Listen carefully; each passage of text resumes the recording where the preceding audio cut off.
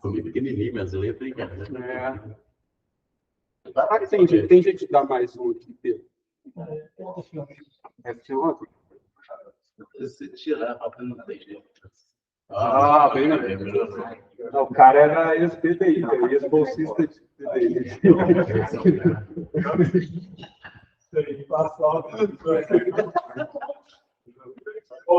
Boa noite, pessoal. Então, a primeira coisa, obrigado pela presença de todos. Então, é um prazer enorme receber o grande amigo Marco Aurélio, Daniel De Luca. O Marco Aurélio é professor da UFSJ. Para quem não sabe, ele também é permanente do nosso PPG. Então, é uma honra tê-lo aqui. Dani também, grande amigo, vai debater a fala do Marco. E é isso. Muito obrigado. Estou aqui. Você vai me falar que eu faço slide, tá? Beleza. Boa noite a todo mundo. Prazer enorme estar aqui no foto. Também é a minha casa, só que eu faço muito bem nessa casa. Mas, olha, o que eu trouxe aqui para conversar com vocês hoje? É uma apresentação que ela começa em 2022, ela começa no retrasado. Quando eu fui a um encontro que aconteceu no Chile, da Associação Latino-Americana de Filosofia Analítica, e nesse encontro tinha um cara que estava lá, que era o David Stafford, que é uma pessoa da King's College, né, King's Theatre, e ele, e nesse evento, era um evento todo ele que estava sendo organizado por um professor, que é o Francisco Pereira, que é da Universidade no Chile, que é um cara que foi orientando dele, né, no doutorado, lá na King's College. E ele tinha acabado de lançar um livro em 2021, que chama The Metaphysics of Sensory Experience, né? A Metafísica da Experiência Sonora. E esse livro, na época, eu estava tentando digerir, assim, uma coisa que eu estava tentando entender. E, à época, eu era hiperresistente ao que ele defendia nesse livro. Nesse evento, eu não sei se é porque ele estava tão deslocado quanto eu, foi engraçado. Ele já é um flor agora, com uns 70 anos, né? Mas eu não sei o que acontecia, que a gente sempre estava junto, tudo, sabe? Você estava no negócio do restaurante, a gente estava junto. O cara deve fumar, ele saia fumar, ele ia comigo, sabe? A gente ia para o lugar, tal, no final a gente combinava de dividir o Uber, sabe? Tal. Aí eu sei que foi uma semana que eu fiquei muito com ele. E como eu estava incomodado com esse livro, eu fiquei discutindo com ele mil coisas. E eu saí dessa viagem no Chile com esse negócio na cabeça e tal. E a gente tinha organizado, pouco tempo antes, uma edição do evento que a gente fez durante a pandemia, em 2021, que era o Mind Brazil Brainstorms, que eram umas sessões assim, que a gente chamava uma galera para debater nos livros e tal, então a gente já fez um. E eu mesmo, na época, eu nem estava tão assim, interessado no livro dele, mas foi um momento que eu li pela primeira vez. Mas, tanto que eu nem fui muito debatedor, eu estava organizando ideia com todos os povos para debater. Mas eu participei desse evento, então não tenho uma história do livro. Mas aí a sensação que eu tenho é que depois de 2022, em 2023, eu fui chamado para dar uma palestra no evento que aconteceu lá na UFRJ. O Roberto Orestes organizou um negócio lá, me chamou para falar numa mesa com o Sérgio Farias, que é um professor da Federal de Pernambuco, que foi também orientando de doutorado do David Stafford. E aí, como eu estava indo para uma mesa, eu ia, na verdade, essas coisas agora funcionam assim na academia, tem uma banda, aí dá para pagar passagem para a galera, mas aí se fizer um evento, eles arrumam uma brecha. Aí eles falaram comigo, vamos fazer uma mesa, um debate, eu sei o que você acha. E aí, nós dois estávamos na banca, que ia ter lá o doutorado. Aí a gente foi para a banca, depois teve essa mesa. Como eu estava indo para essa mesa com o Sérgio, aí eu estava com essa coisa da conversa com o David na cabeça, aí eu resolvi discutir isso, em vez de tirar ali, porque eu mesmo achava disso. E a minha experiência foi uma revolução completa. O povo está ouvindo lá, será? Uma revolução completa para mim. Claro que ninguém está muito interessado no Marco Aurélio, mas a coisa que mudou no Marco Aurélio, eu acho que vai interessar você. Isso é isso que eu vim trazer aqui. E foi o seguinte, o que aconteceu comigo foi que tudo que eu acreditei durante muito tempo, fundamentalmente a partir de 2009, 2010, foi o momento que eu fui para os Estados Unidos fazer o doutorado.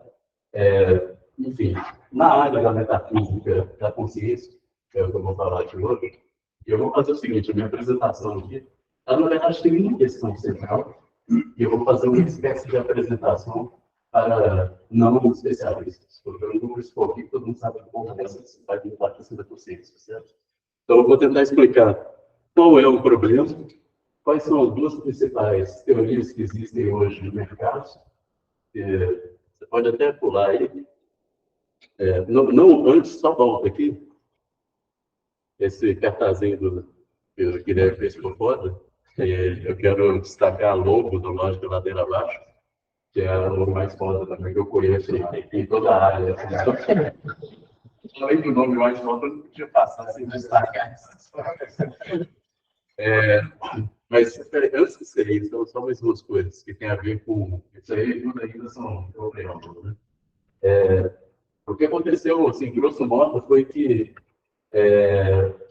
existia uma grande teoria que era de fato hegemônica na filosofia da mente, em particular por que ele estava sempre fazendo a teoria da consciência, que é o instrumento da consciência, que era o representacionismo.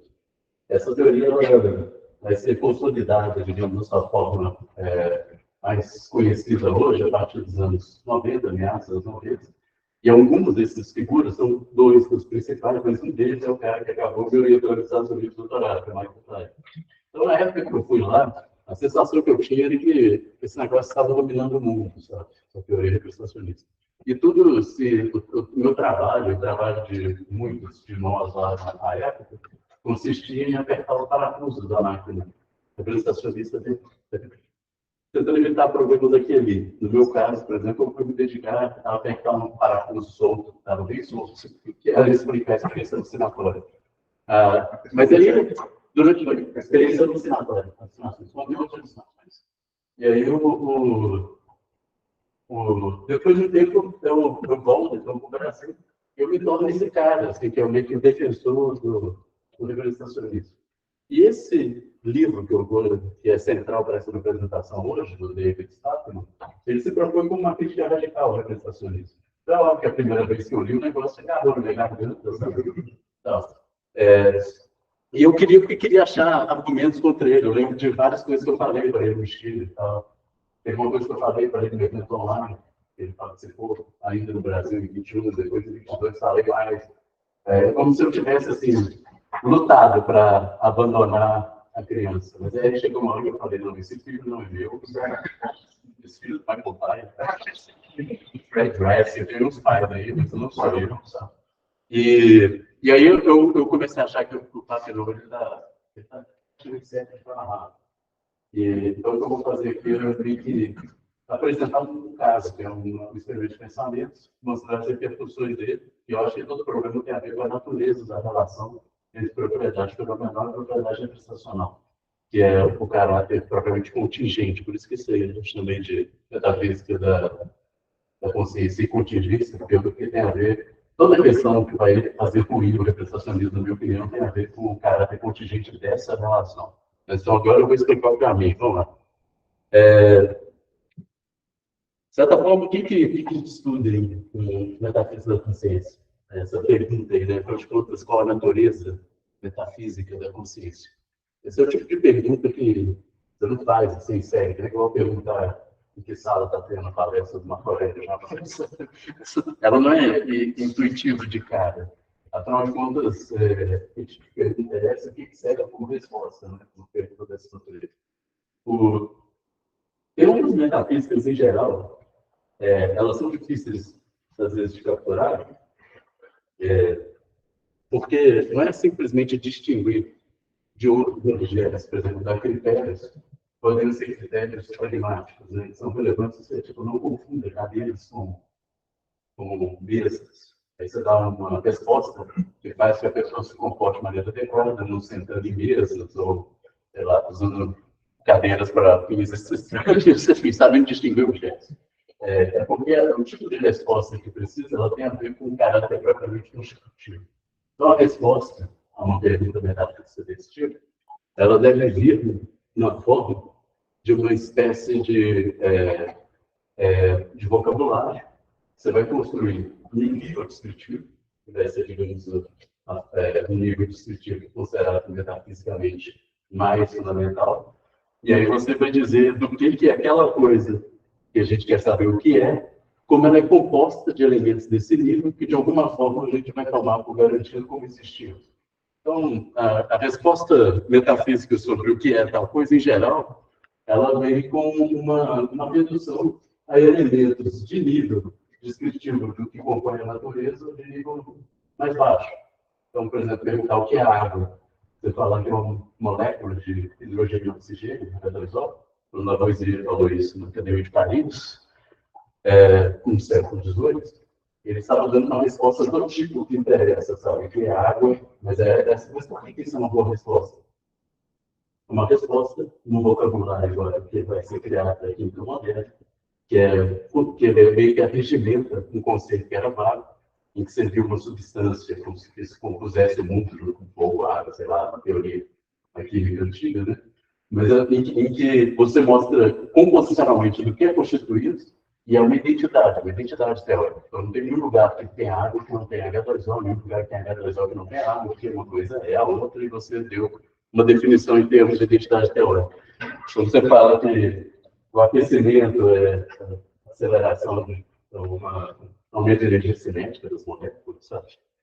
Quando você diz que um raio tem uma certa descarga elétrica, tudo isso são respostas desse tipo. Então, na hora que você pergunta o que é a consciência, se você conseguir dar uma resposta naturalizada, então vamos lá. É claro que desde o início de toda a filosofia da mente, toda a questão já se dividiu entre aqueles que achavam que havia duas coisas de natureza distintas, os dualistas e os monistas, do caso, materialistas, né? O dualismo, eu vou deixar de lado. Se você é um dualista, você entrou na sala. Eu tenho a sensação de que o dualismo, eu sinceramente acho que, eu sempre acho muito sangue de Descartes, não, eu ia entender isso. É a coisa mais anticartesiana do mundo, é a teoria dualista. Sendo ele o cara da ciência, do método de explicação a partir de proporções de modelos mecânicos.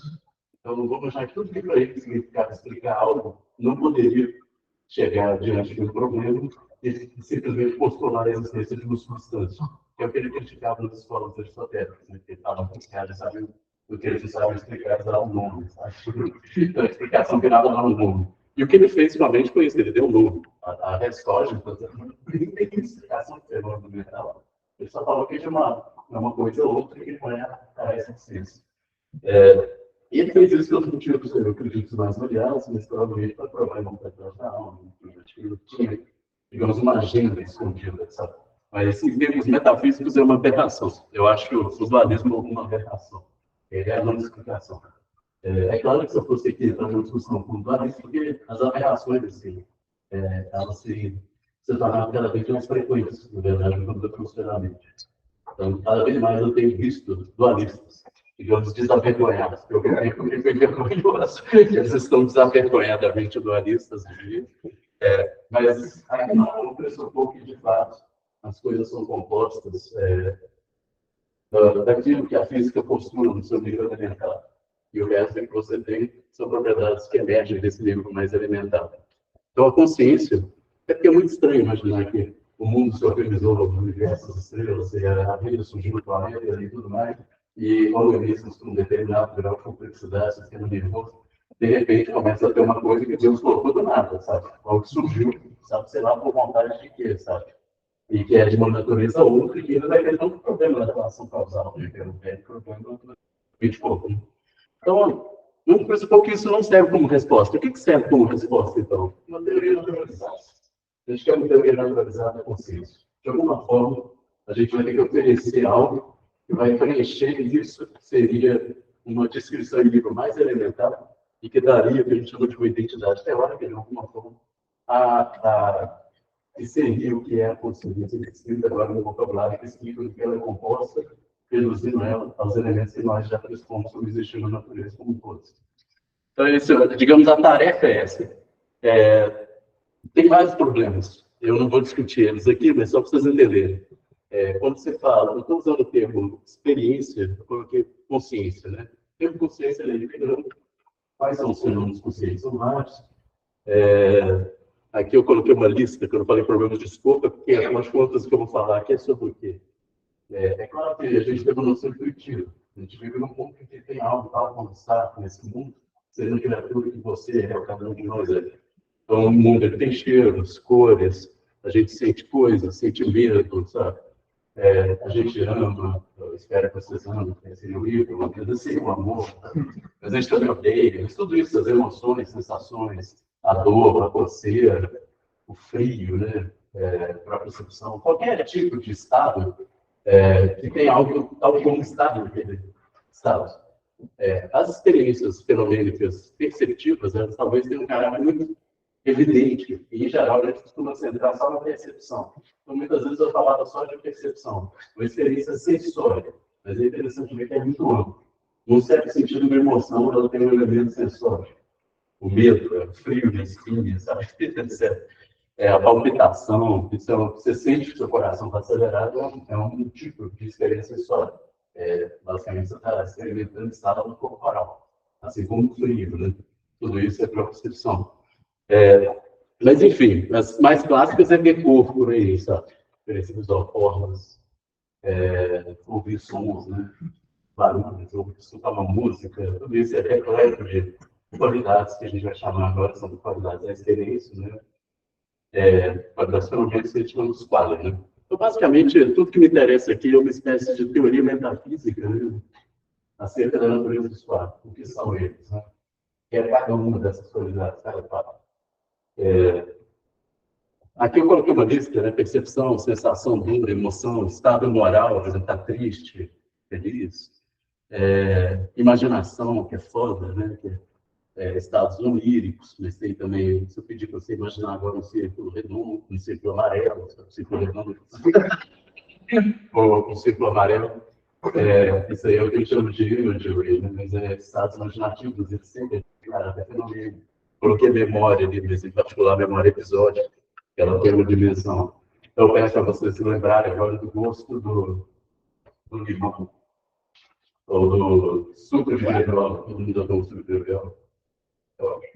Mas, assim, parece que tem esse tipo de memória sensorial. E a verdade é que tem uma cota cerebral que, de fato, está associada à experiência de tomar graviola, que é ativada na hora que você tem essa imaginação. Então, ela tem um caráter propriamente sensorial. Se eu for lá no seu cérebro e cortar essas ligações e pedir para você imaginar o som de graviola, você vai fazer a gente fala é uma marca, é realmente um rastro, sabe, cerebral, que registra a memória episódica. Estados de pensamento aí é toda uma questão de fenomenologia cognitiva. Você, certamente, quando você faz uma conta, você tem uma sensação de estar fazendo uma coisa na cabeça, sabe? Pode ser uma tal da inner voice, né? A voz interna, inner speech, né? Mas sei lá qual é a natureza, tem um elemento propriamente fenomenal, por aí vai. Eu não vou dar nenhum escopo. Eu vou dizer assim, cara, é consciência. É meio que estudo aqui. Mas aí eu dou exemplos paradigmáticos, que eu não estou a fim de defender nenhuma teoria específica sobre o universo. Só para entender que, para começar, a gente não sabe se é um tipo natural ou se é uma classe, né, de coisas que, inclusive, podem ter naturezas distintas. Eu estou dando uma resposta à natureza metafísica que talvez haja diferentes naturezas no jogo. Mas vamos imaginar que o que eu vou falar aqui vai se aplicar pelo menos a algum deles ou alguns, ou talvez a todos. Mas eu não vou determinar esse corpo, né?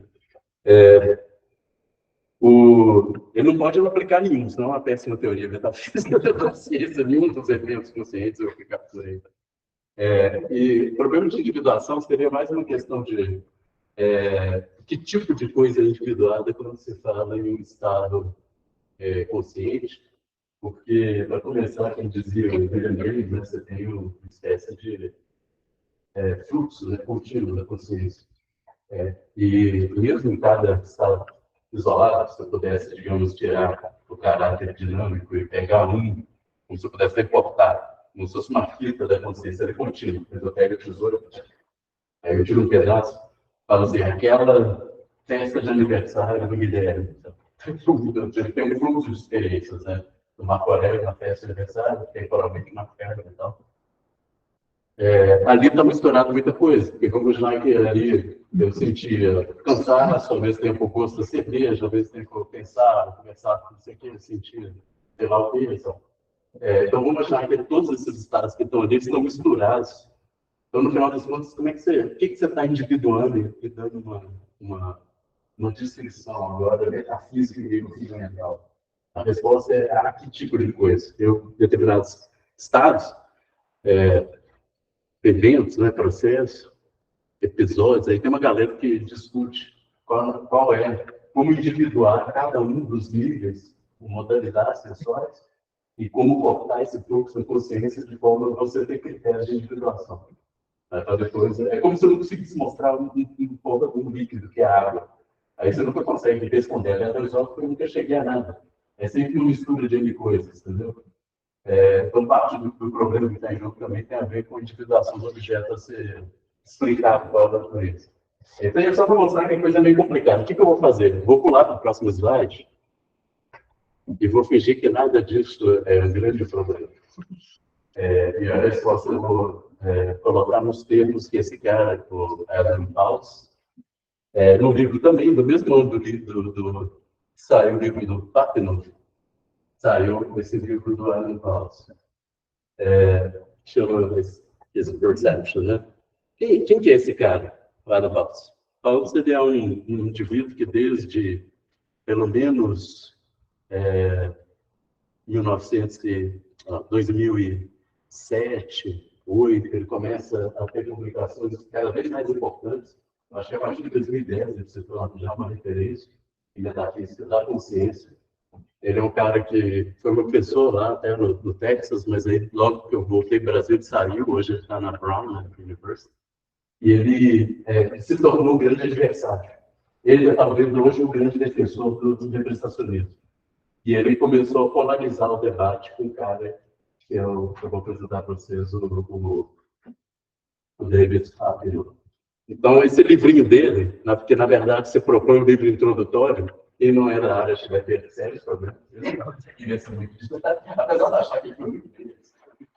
O que ele acabou fazendo foi um grande apanhado de coisas que ele já vinha escrevendo em artigos há muito tempo. Esse livro é muito interessante. E ele começa esse livrinho, está lá no iníciozinho, falando que toda a questão da metafísica da consciência tem a ver com isso que ele chama de questão do caráter. Né? Não é questão do caráter.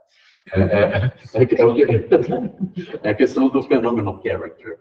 Seria, digo, o caráter fenomênico. Você tem que responder a essa questão que está ali preenchendo a lacuna. Digamos. É uma prova de colégio. Preenche o espaço em branco, sabe? E qual é o espaço em branco? Ele fala, teve uma experiência, né, com um determinado tipo de caráter, ou seja, né, ter uma experiência de um certo tipo, simplesmente, né, sabe? Ou basicamente, sabe? E o que é esse de um certo tipo? Aí toda a questão porque, tudo aquilo que eu falei antes é difícil individuais, sabe? É difícil distinguir vários tipos de experiências assim. Mas, assim, é uma questão muito intuitiva, evidentemente.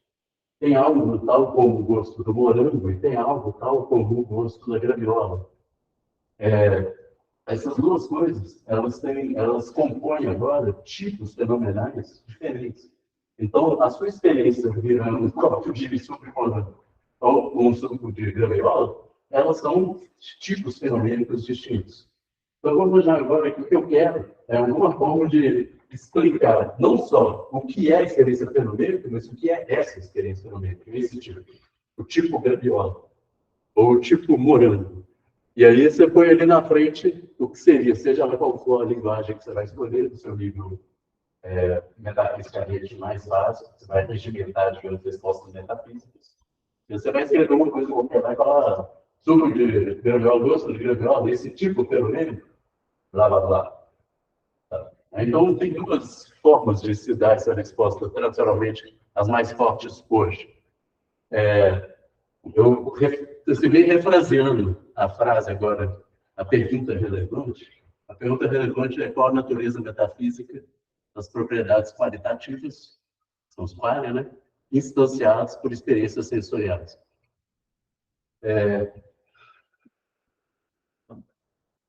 Qual a natureza metafísica dessas coisas? Desse gosto, desse cheiro, desse som?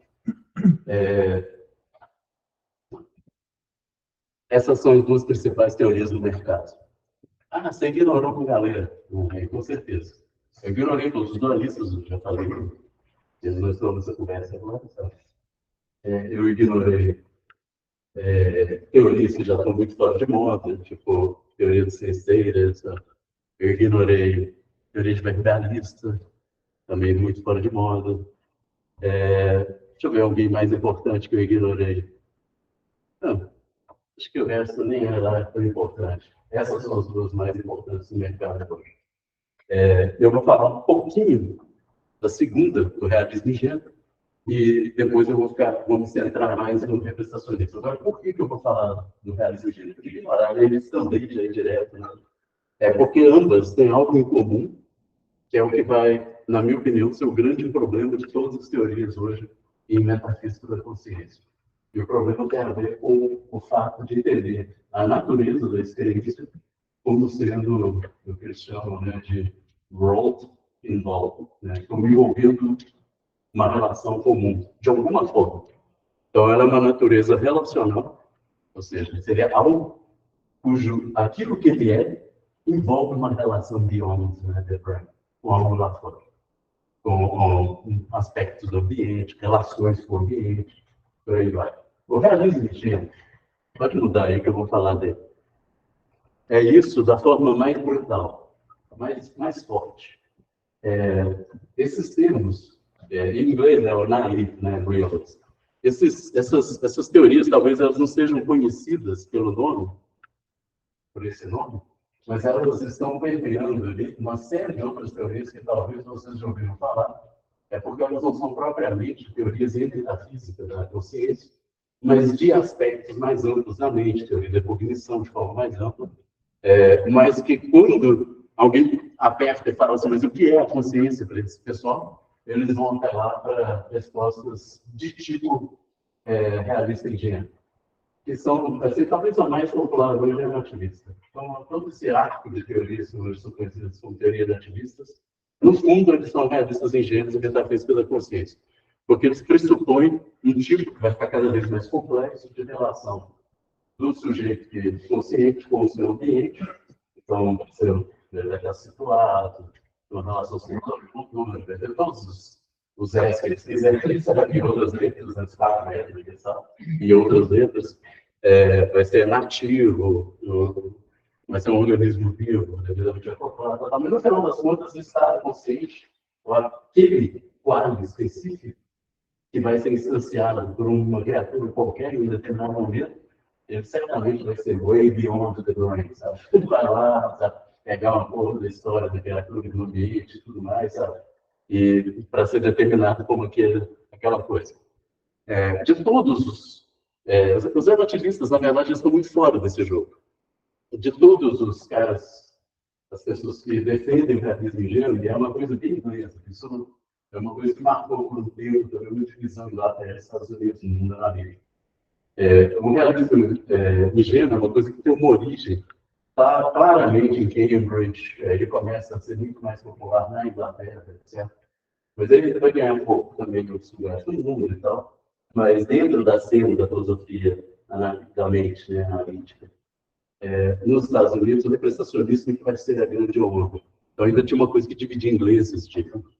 Apesar de ser curioso, porque o cara que está metendo pau aí, que eu vou apresentar daqui a pouco, o David Spaten, é uma pessoa que tem escola aqui, né?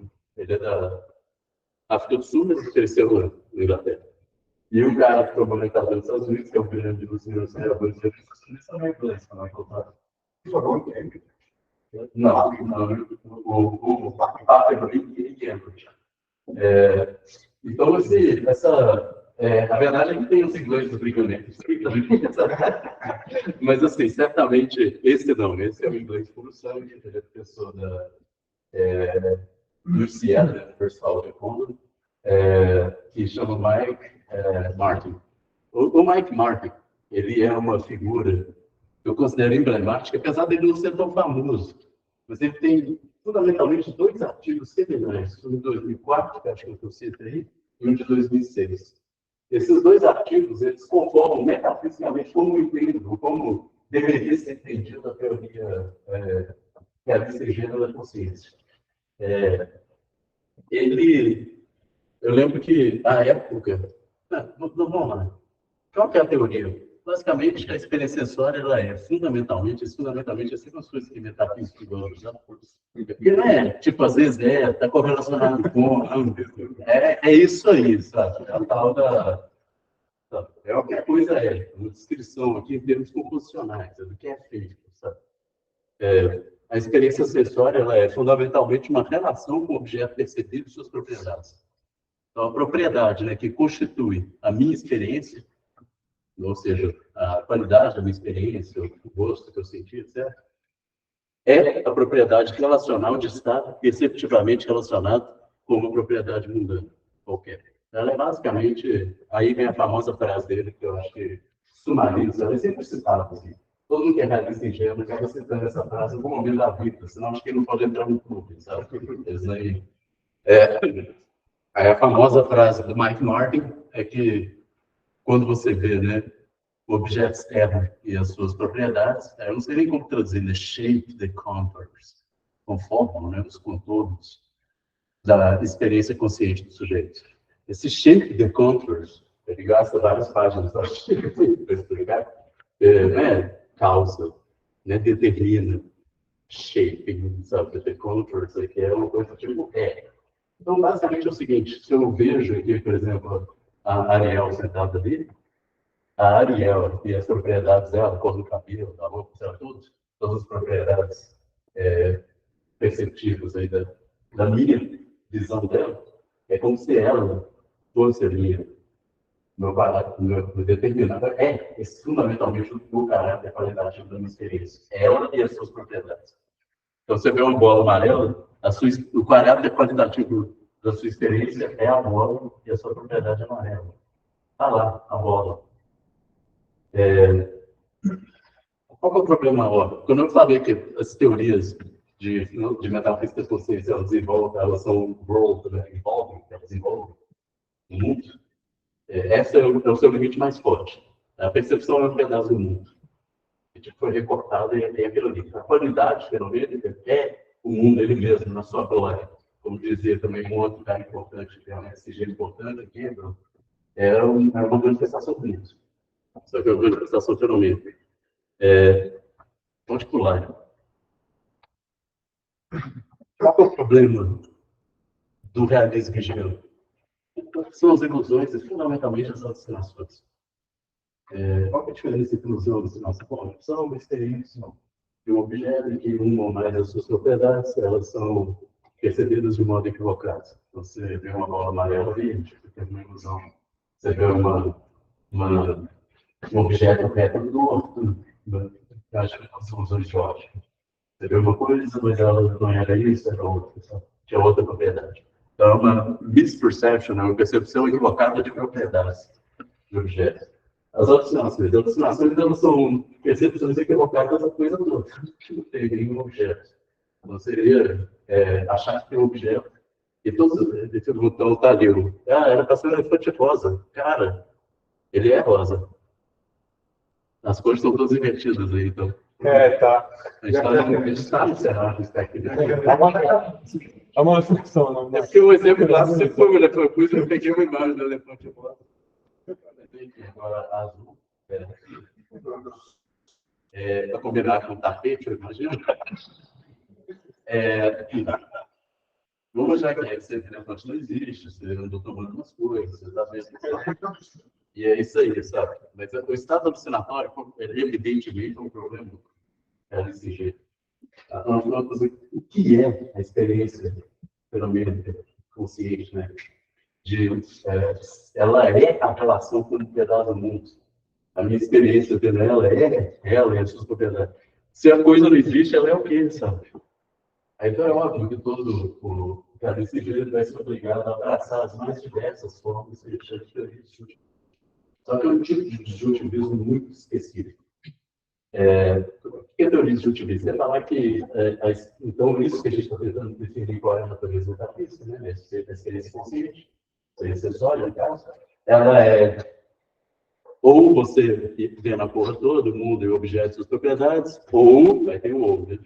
Aí você tem que com alguma outra coisa. Então, imagina que aquela pergunta do Alan Hobbes, ela tivesse um tracinho ou um outro tracinho, aí você tem que colocar mais de uma coisa para responder a pergunta, certo? O problema é que, seja lá o que for que você coloca no primeiro lado, imaginando que uma experiência fenomenal, uma experiência verídica, né? Elas podem compartilhar o mesmo tipo de fenômeno, aí você entrou numa bifurcação explicativa maluca. Uma outra, que tem uns caras que vão defender esses exigentes, é como se fosse o seguinte, é como se a mesma coisa no mundo ela pudesse ter duas naturezas completamente diferentes. É como se eu falasse, isso é um copo d'água, ou é a pessoa, ou sabe, tem uma outra, sabe, coisa completamente diferente. Eu acho que isso conceito. O modo é o seguinte, é que o XYZ, porque vamos imaginar que de fato a gente foi na Terra chegando quando e encontrou o XYZ. Parece que funciona muito, como disse o Zé, todas as propriedades, certo? Mas só que é uma estrutura química muito diferente. Então, o problema é que não há nenhuma evidência empírica, não há nada. É uma coisa que é postulada negativamente. Simplesmente para salvar a sua teoria metafísica de uma relação direta com o mundo. Aí você vai simplesmente dizer que tudo aquilo que você pode ver, você também pode experienciar agora, de forma não verídica, simplesmente com o XYZ. Você jogou que está só na onde, sabe? E mais, seja lá o que for que você põe nesse segundo disjunto, ele tem sempre o risco, e o próprio Mike Mark vai perceber, de a expressão que ele usa, né? Screening off argument. Ele é como se fosse uma tela que você fica na frente da outra, e ele vai tomar o lugar da outra explicação. Porque a verdade é que tudo aquilo que você queria de estado alucinatório, parece que você vai ter no outro. A única coisa que falta alucinação é a porra do objeto. Mas no cérebro, na experiência, tudo é a mesma coisa. Então, você está dizendo o seguinte, é que você tem uma experiência verídica, tem uma maçã na sua frente, você vê, seu cérebro, sua experiência é X e tal. Aí agora, continua tudo igual, só tira a maçã na sua frente, você tem a mesma experiência, o cérebro fazendo tudo, só que agora a natureza, metafísica é praticamente diferente. E por que não era isso que você tinha na experiência verídica? Eu falo para isso, foi uma argumento. A verdade é que esses dois livrinhos que eu coloquei ali do lado, o primeiro, que é o Perception and Objects, é um livro do Bill Brewer, que ele tenta de 1000 formas defender uma teoria da vista ingênua da ilusão. E ele até que eu acho que ele chega em algum lugar. Mas na alucinação ele meio que abandona, assim, ele resolve que ele vai resolver pelo menos o problema da ilusão. Aí embaixo, esse cara chama William Fish, ele vai escrever esse livro, esses dois são mais ou menos da mesma época, acho que é 2007, mais ou menos 2008. O do Fish, que é o título já diz que ele vai lidar com o bicho, né, que é o Perception, Hallucination and Delusion, e ele é um realista ingênuo. Ele vai defender o teoria, que eu vou ficar muito tempo tentando criticar e tal, e que o próprio Adam Klaus, que é o cara que eu comecei citando, que escreve vários textos, acho que são muito bons para criticar a resposta que ele oferece. E eu não vou discutir isso, não, eu só vou dizer o seguinte, porque se eu vejo que tem na minha tese, eu não tenho mais saco de voltar para isso. Os realistas ingênuos não vão achar uma resposta satisfatória para a alucinação, nenhum. Eu me lembro do Mike Martin ter aparecido, por exemplo, lá na época que eu estava no Nexus, ele apareceu lá para dar uma palestra. E a gente saiu, eu fiquei horas e horas e horas conversando com ele sobre esses livros e tentando mostrar para ele que eles nunca responderam o argumento que ele mesmo apresentou, Screening off Argument. E aí ele me deu uma resposta nessa noite que eu nunca esqueci. E que ela vai voltar mais à frente, na hora que eu for falar mais sobre o Davis Patton, porque basicamente ele vai dizer que a noção de caráter fenomênico, aquilo que a gente chama de estado consciente, nem existe. Eu acho que, na verdade, esse povo todo vai acabar desbancando pelo tipo estranho de ilusionismo, sabe? Mas é curioso, porque os realistas ingênuos não pareciam isso. Mas é como se, quando apertados na parede, você começa a ver eles escapulidos pelas coisas mais variadas. Porque você vai ver que realmente é um problema real para eles. O livro, eu estou apresentando esse caminho também muito em função do livro do Mark Lewis, do David Spade, porque ele começa criticando o realismo gênero, ele apresenta o argumento contra a alucinação. O argumento dele eu acho muito simples, mas talvez também já faça boa parte do serviço. Porque basicamente o que eles vão precisar é dizer que um estado de percepção verídica e um estado alucinatório, eles nunca são fenomenologicamente idênticos, ainda que você não consiga dizer a diferença. Isso é algo que o Mike Morgan vai defender famosamente. Então, ele vai definir a alucinação como um estado subjetivamente indistinguível para o sujeito de uma percepção verídica. Só que o que o Pátrio vai criticar é que agora a gente entrou numa situação em que não é que, mesmo se você colocar o percebedor numa situação ideal, na qual você estiver, você agora tem elementos da consciência que são absolutamente não tratáveis por qualquer estado introspectivo. Então, o que você está definindo a consciência é o quê? Parece que você perdeu. Você não sabe do que você está falando. É algo que é um estado consciente, mas que não é um estado consciente para ninguém. É como se agora a consciência fosse uma coisa. Existe pairando, independente do que você experiencia. E que é impossível você mostrar qualquer coisa lá que seria essa diferença. Então, esse negócio de enfiar um objeto no mundo não é consciência, ele faria nenhuma diferença no fenômeno. E se faz, é inacessível ao próprio sujeito. Mas, no certo sentido, eu acho que eles podem a própria noção do que é consciência. Uma coisa muito complicada para o realista ingênuo, qualquer tentativa de lidar com a alucinação. Mas esse é um dos motivos para abandonar essa primeira teoria. Mas agora vamos para que realmente importa, que é a representacionista. Nossa, as cores... Eu falei para mim. Eu acho que eu vou logo para a parte quente. Quanto tempo que eu estou falando, hein, cara? Cara, nem sei. Eu pergunto, eu tenho... Acho que uns 30. Pois imagina, eu acho que mais tem que me alongar e é que vai vir. Então, eu vou ser muito econômico. Esses são os dois livros, ambos de 1995, que são meio que o pontapé da teoria representacionista da consciência, talvez a sua forma mais acabada.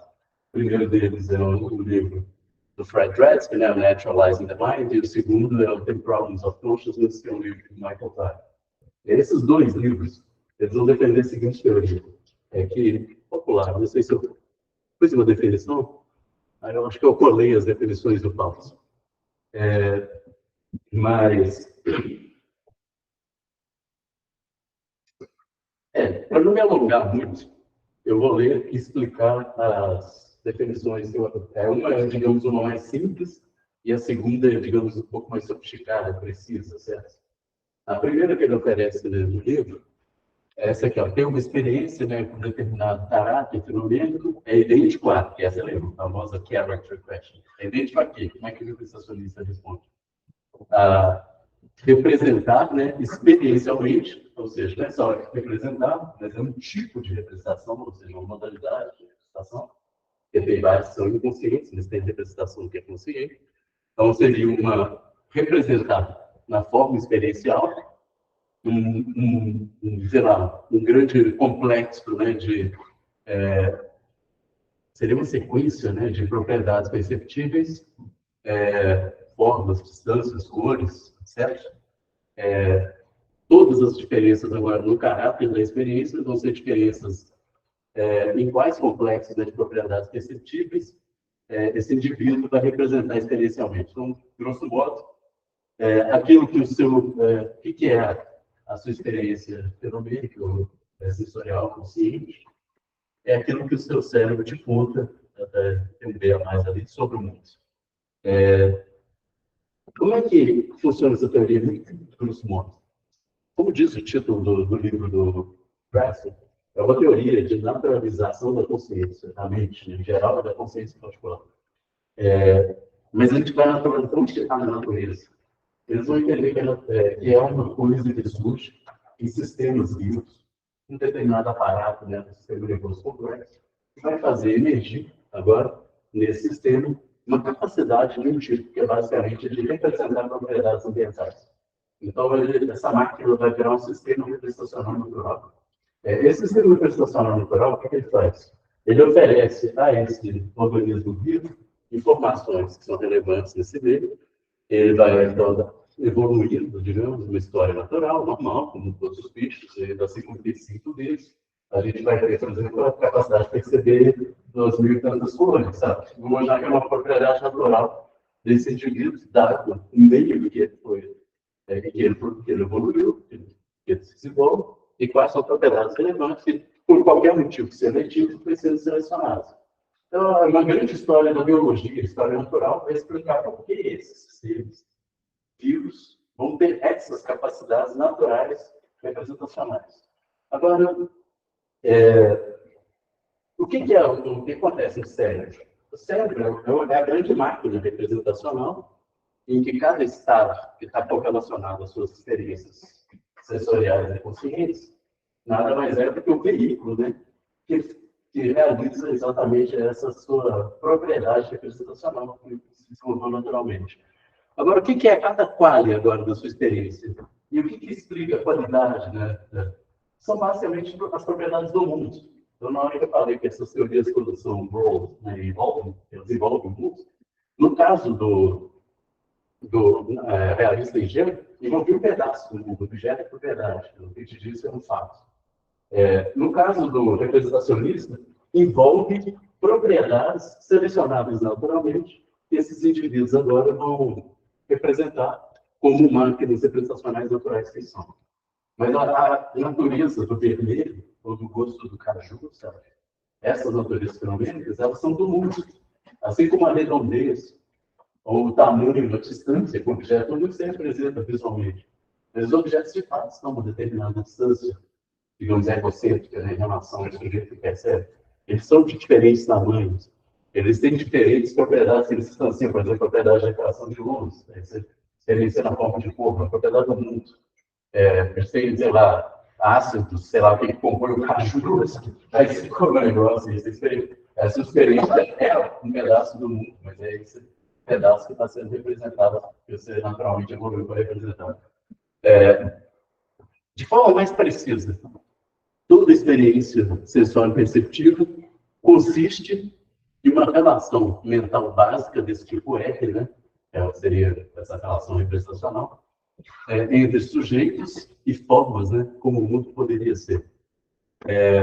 Tais que essa relação R, ela vai desempenhar um papel de acesso cognitivo, ela vai ser existencialmente neutra, né? Eu vou explicar para vocês verem, e ela desempenha o chamado papel de caráter, né? Pelo menos que é o que me interessa aqui. O que é esse tal ego? Bom, então, o indivíduo vivo, tal, evoluído, começa lá na sopa primordial, aí de repente aparecem esses macacos, mais ou menos peludos, que são nós, e aí tem lá o cérebro fazendo mil coisas, e ele está estabelecendo essa relação R. Essa relação R, ela não é propriamente estabelecida com o mundo. Ela é estabelecida com uma forma como o mundo poderia ser, que é o que a gente chama de um representado. É um estado possível do mundo. É por isso que como é que o representacionista responde à alucinação? Ele fala que você representou o mundo como sendo tal, e tal, e o mundo não é tal e tal. Você representou o mundo como tendo o elefante rosa. Nessa sala não há elefante rosa. Mas vamos imaginar que todo o conteúdo representacional seu tem todas as propriedades, da velocidade, da elefantidade, sabe? E do tamanho do elefante, tudo, sabe? Estava tudo lá. Só que o mundo não é assim. Então, se for olhar bem, a relação não é diretamente com o mundo. Essa sempre foi a crítica do realismo em gênero. Ele quer relação direta. O representacionista é como se, apesar de ter sido desenvolvido em relações causais sistemáticas, né, com variação sistemática com o ambiente, no final, esse sistema, ele basicamente ele projeta uma forma como o mundo pode ser, e isso é o conteúdo da sua experiência. Então, o que é a sua experiência? A resposta à questão metafísica, o que é a consciência, é a representação de uma forma como o mundo pode ser. Essa é a resposta representacionista. E o que essa representação faz? Bom, ela explica toda a maquinaria cognitiva posterior, ela explica, por exemplo, como que isso informa suas crenças, como que isso informa, implica o tipo de comportamento que você tem, por que eu desvio aqui, por que eu tenho que ser aquela porta e não bater na parede. Mas imaginar que toda a minha experiência visual envolve processos cognitivos, por exemplo, motor, coordenação de ação, formação de crença, tudo o resto. Então, eles têm que fazer uma teoria do conteúdo para explicar que a crença classicamente é algo que pode estar errado. Eu acredito que, sei lá, fulano está aqui, não está, sabe? Mas vamos achar que a percepção agora vai ser a mesma coisa. Só que na crença, em nenhum momento você tinha essa exigência do contato direto. Na percepção, para o estímulo, na hora que se tira, você vai ter que criar toda uma longa explicação, que é isso que os representacionistas vão fazer, da tal relação L.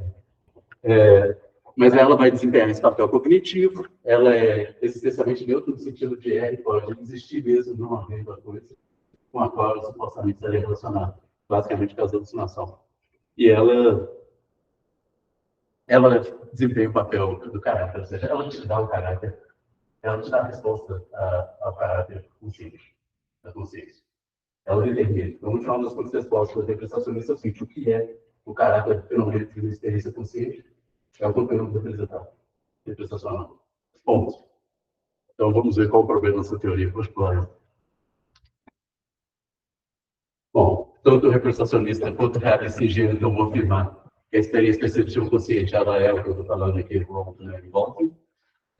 No primeiro caso, são relações representacionais com propriedades mundanas, no caso representacionista, no outro, relações diretas com fatos.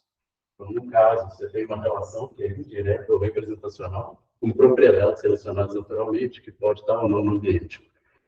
Mas é a própria propriedade do mundo que você representa, mesmo no caso da alucinação, seja qual for. É como se magicamente ela aparecesse agora, mesmo não estando distanciada no seu ambiente, né? De alguma forma, essa é uma das críticas que o Papel vai fazer. O representacionismo não é simplesmente a tese, né, de que experiências perceptivas são representações, mas que experiências perceptivas são essencialmente representações.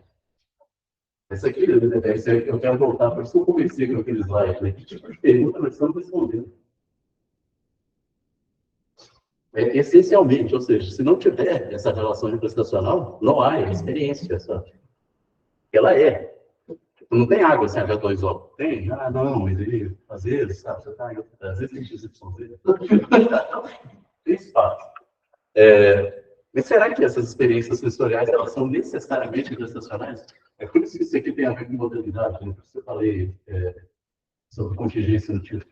Porque essa relação contingente é isso que eu vou tentar explicar agora no final da minha apresentação, e é o grande ponto que eu acho que o Papel não está certo, eu acho que os representacionistas estão todos errados. Na verdade, a minha característica da consciência está igual ao século XVII antes de Newton, sabe? Não tem física, não tem nada, sabe? É tipo o campo da... É por isso que você tanto maluco também. Né? A gente não vê uma teoria ortodoxa, um paradigma bem estabelecido, aí parece maluco de todo tipo. Né? Mas é meio o que está rolando. O melhor que tinha, meio que está pagando pesado. Os seus principais defensores estão saindo, aliás, é importante dizer isso. O Michael Tyler, ele virou um psiquista, que é uma via que eu nem vou discutir aqui também. O David Stapleton, que eu estou aqui falando dele, foi um grande defensor do representacionismo de 1995, 1997, vários os textos dele. Ele é o cara que olha para trás, ele começa a seguir e fala assim, mas espera aí, veja bem, sabe? Então, na verdade, o povo, figuras importantes quando saem do lado, e aí o capitão do lado virou um lado nosso. É o que a gente está discutindo agora, que eu acho. Mas cada vez menos está ficando interessante. E o ponto agora está centrado em uma questão que eu vou chegar ao final do último slide. Por aí. Eu acho que eu só vou explicar o caso. Eu vou começar contando umas historinhas que vêm dos artigos do Ned Block. Eu não sei se vocês conhecem o Ned Block, mas é uma figura central da área, desde o final dos anos 70 e tal. Que é um professor já. Ele estava com 80 anos, teve grupinho agora, né? Numa festa de casamento, na Superbem, apesar dos seus 80 anos. E ele é professor lá da NYU, e ele vai escrever esses artigos, você está vendo esse exemplo de 1990, e que ele vai imaginar que chama Terra Invertida. O que é a Terra Invertida? A Terra Invertida, que vai me interessar no Ned Block, é uma questão que é o chamado mental tank, a pintura mental. A Terra Invertida é uma situação em que você imagina... porque havia, na época, toda uma discussão, no caso apresentado pelo Shoemaker, do espectro invertido. O espectro invertido são aquelas pessoas que nervo óptico do seu, e eles têm as cores todas invertidas. Então, quando você vê azul e vermelho, etc. Então, o céu para ele é porque ele tem a experiência que você tem quando você vê sangue e coisas do gênero. O que ele imaginou? Porque tinha vários problemas que o espectro invertido parecia não trazer à tona. Ele falou assim, se a gente imaginar a Terra invertida, eu vou imaginar uma Terra em que todas as coisas estão invertidas agora. Então lá, o céu de fato é vermelho, sabe? As águas dos mares, elas são vermelhas também, sabe? E o sangue é azul. Aliás, parece que é verde, né? Não dá para saber. É vermelho mesmo, é isso que eu estou vendo. Essa porra aí, esse gente estava no slide, mas enfim, todas as cores complementares, né? Isso que está dito aqui, né? Todas as cores lá são os complementares da Terra. Vou imaginar que o vocabulário dos residentes da Terra invertida também foi invertido. Então, eles chamam, o que a gente chama de vermelho, eles chamam de azul, etc. Ou seja, eles meio que se referem ao céu como azul, o sangue como vermelho, quer dizer, porque o vocabulário foi invertido também. Aí o que acontece? O cientista maluco pega você, coloca inverting lenses, né, que você vê invertido, sabe? Assim que você sai, você é levado para a Terra invertida, aí você está solto lá e você sai andando pela rua e parece que tudo está normal. Vamos imaginar que a Terra é invertida. Aí eles também tiram e jogam seus pigmentos. O exemplo dessa preocupação. A prancha dos seus pigmentos tem que ser invertidos todos eles, sabe? Você não chegar lá, olhar o sabor e falar... Não, mas aí um exemplo dessa ficção, assim, troca o seu corpo para ser estranhado, os pigmentos, põe a lente em você, leva para a Terra invertida. O que esse caso todo quer, esse escrever de pensamento? O que eu quero? E o que o Ned Block e o livro pensativo era mostrar que esse mundo, né, essa Terra invertida, ele pode ser um mundo real, é um mundo possível. E ele é possível no seguinte sentido: você poderia imaginar criaturas que, em todo o seu desenvolvimento natural, a única coisa que aconteceu foi que a retina dela desenvolveu de tal forma a ser uma réplica desse nosso olho com a lente invertida. Então, eu imaginando que essa é uma criatura natural que desenvolveu para representar as mesmas propriedades que a gente, ele representa as propriedades do seu mundo. Ele fala tudo igual a gente, só que ele está nas propriedades que estão representando são todas invertidas. Então, o que ele quer dizer é o seguinte: é que aquela qualidade da nossa experiência, ela não se explica por um desenvolvimento natural e propriedades do mundo. Porque uma criatura fisicamente idêntica a nós, uma história natural que você pode imaginar toda é idêntica. Depois, no final das contas, relatando essas experiências da mesma forma, ela pode estar toda invertida, sabe? Ou seja, você pode rodar todas as experiências dela e manter a história natural, manter a porra toda. Aí fala, essa experiência não é uma propriedade representacional. O que é? Aí ele vai chamar do quadro representacional, que é o que ele chama de mental paint, é a pintura. É como se fosse o seguinte: é como se a representação tivesse igual um livro de criança escrevendo, e aí o cérebro ele vem com uma caixinha de lápis de couro, e ele fica colorido da forma que ele quiser, tá? Mas a propriedade das cores não são propriedades representacionais. É a tintura mental. O resto não, porque pensa bem, forma, distância, isso ele entendia que era essencialmente representacional. Então, ele vai introduzir uma camada que seria o fato da experiência da cor ter a qualidade que tem é contingentemente a representação da propriedade mundana que ela representa. Poderia ser outros diferentes mundos. Então, ele já coloca o elemento contingente em parte do conteúdo representacional. E aí ele vai ficar brigando com o Michael Tyson, provavelmente até hoje, sabe, sobre essa questão. Todos os série de artigos que vão discutir se existe ou não quadro representacional, o tal do mental paint. Pulei. E, além do paint, o Ned Block vai falar do oil. O que é o oil? Nesse texto dele. E esse passo meio batido. Todo mundo fala do mental paint, que é o título do artigo famoso dele, do mental paint. Mas ele também fala aliás, nesse artigo e no outro. No artigo que chama Mental Paint, ele fala do mental oil. O óleo mental é como se uma coisa é a tinta que você usa, mas ainda tem um óleo que você mistura a tinta. E o óleo ele seria aquilo que nem contingentemente representa coisa alguma. E aí ele vai falar de estados, né? seriam, digamos, sensações brutas. E o exemplo clássico que ele tem é um artigo sobre o orgasmo. É uma sensação que era de organismo nenhum. E tem outros exemplos. A dor é usada durante um tempo como um desse tipo, mas aí depois eles acharam tantas distinções pessoais da dor que ficou. Mas os exemplos, o exemplo mais forte é o orgasmo, qual outro que tem? Mas enfim, vamos imaginar assim, a visão embaçada, sei lá, se você aperta o globo ocular, solta e vê manchas, né, fosfeno, sabe? Essas coisas são entendidas como totalmente não representacionais. É como se fosse parte do peito, do óleo, né? Qual teoria que eu vou defender aqui rapidamente, porque o meu tempo vai ajudar? Eu vou defender a teoria desse simpático senhor, que eu vou defender simpático nesse livro que é genial, de fato, do Metaphysics of Sensory Experience. A capa é uma pintura da filha dele, ele fala. Aquela pintura. E aí, a ideia principal que ele vai defender é basicamente ele salva o ventre enorme. Essa brasileira resume tudo. Então, é como se ele tivesse dito o seguinte: o Ned Block, contra o tipo de prestacionismo, ele vai criar duas coisas que estão no meio da experiência fenomênica e que não é representacional. Que é esse que ele vai chamar de efeito não ou a interior, né?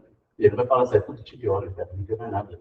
Ou seja, na verdade, o que determina a natureza fenomênica de qualquer experiência é só esses elementos manifestacionais. E tudo que faz com que qualquer estado consciente seja experiencial é fundamentalmente contingente, inclusive o caráter representacional dele. Então, é como se, essencialmente, a consciência ela é não role involving. Esse é o erro de todas as teorias hoje hegemônicas, né? Se é que ainda dá para falar em teoria hegemônica, agora está cada maluco no seu cargo nessa.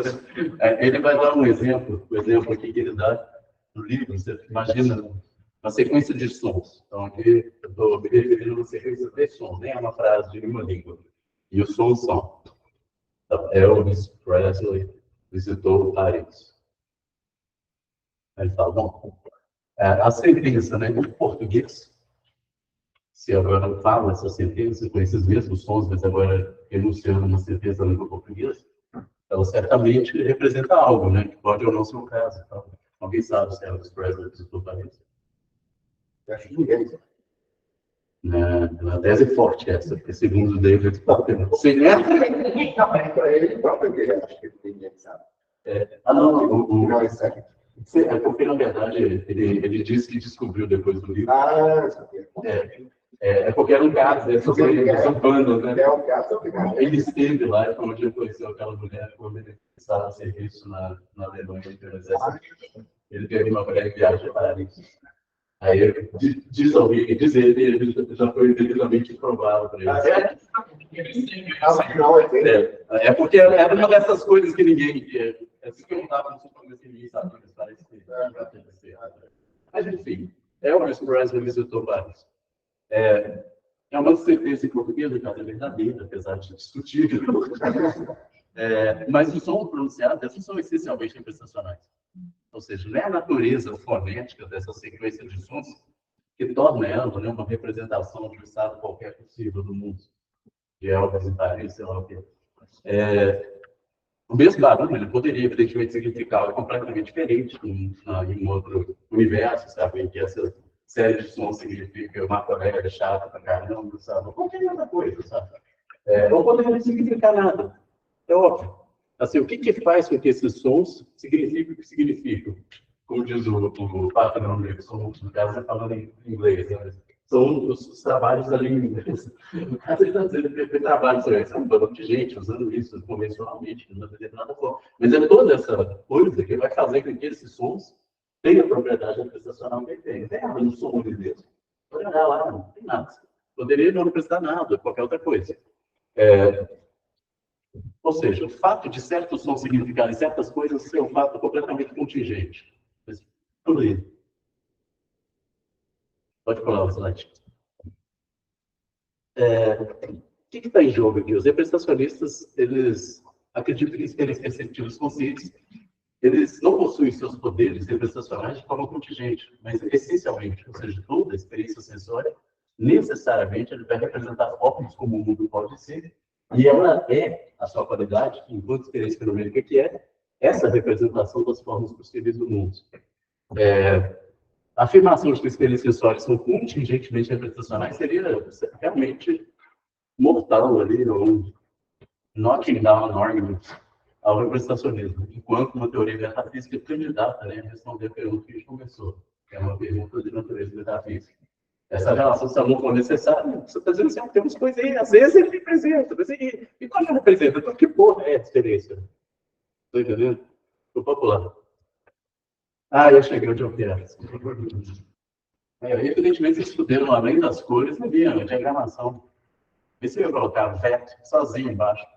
Era uma frase assim. Chegamos no Cosmic Brain na VET, que é o experimento mental que eu vou terminar falando dele. Pula um slide, mas depois você volta na minha animação. O experimento consiste em imaginar o cérebro na curva sobre que apareceu no espaço do nada. Ele é basicamente o seguinte: uma réplica física, molécula por molécula, de todos os elementos atômicos, enfim. Ele é uma réplica completa física do seu cérebro. Ele aparece, surge numa explosão de uma supernova, do nada. Eu coloquei isso em FMN ali, daqui a pouco eu explico por quê. E ele passa a funcionar exatamente como o seu cérebro, digamos, cada um no meu, então, só para ficar um exemplo, por alguns minutos. Então, ele é basicamente algo que surge do nada, uma réplica física do cérebro. Aí você explodiu muita energia, aquela porra toda, e ele juntou um tanto de moléculas, quando vocês viram o cérebro uma molécula. E ele vai ficar existindo ali dentro de uma cuba, porque uma coisa de espaço, tem oxigênio, ele sobrevive. Mas se você admitiu que o cérebro apareceu, por que não uma cuba com líquido? Essa frase também estava mais rápida. E aí eu olhei para o paciente.